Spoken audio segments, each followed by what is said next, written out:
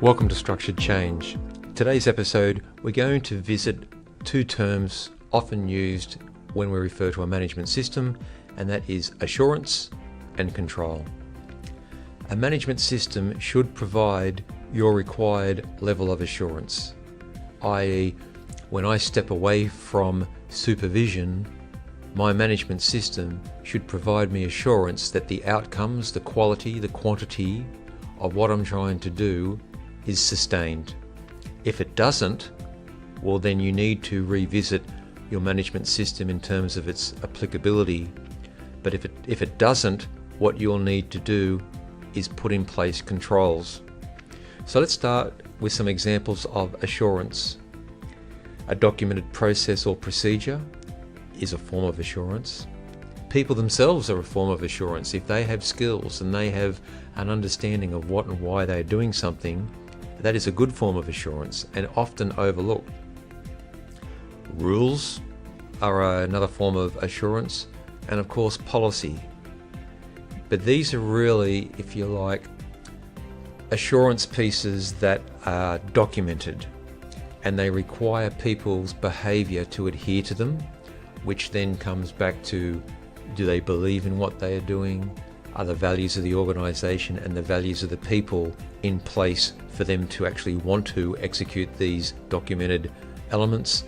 And of course, that leads us to a cultural discussion, which is in another podcast. Now let's take a look at some of the controls that we might have in a management system.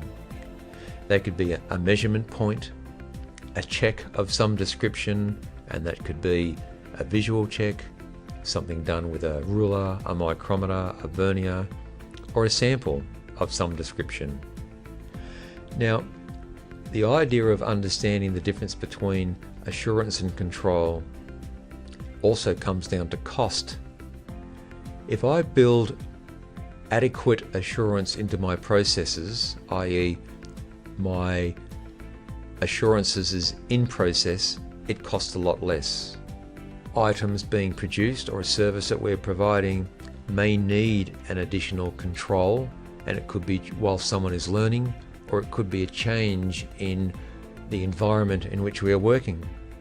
It could be due to lack of light. We have to actually put another control in place. It could be due to a change in raw material or a processing procedure. But it is important to understand when we talk assurance versus control is think of assurance being very equal to leadership.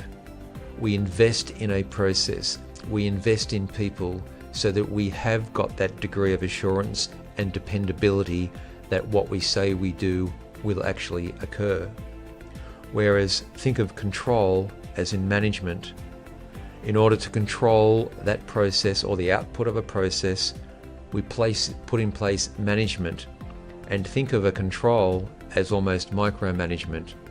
You may be having to test every single item that comes off the production line. We may have to check every single service with a follow-up visit. Again, that's micromanagement.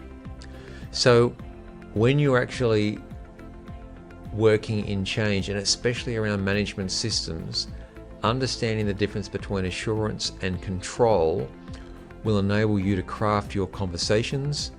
It'll enable you to articulate these two different views of the world, and when you do, the responses you get from stakeholders inside your organization will tell you a lot about their maturity, their attitude towards a management system, their appetite towards a management system, and ultimately you'll interpret what is their ability to really embed or have a management system in the first place.